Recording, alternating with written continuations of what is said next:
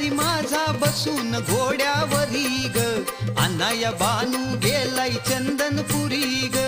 मल्हारी माझा बसून घोड्यावरी ग, अण्णाया बानू गेलाय चंदनपुरी ग. हे मल्हारी माझा बसून घोड्यावरी ग, अण्णाया बानू गेलाय चंदनपुरी ग.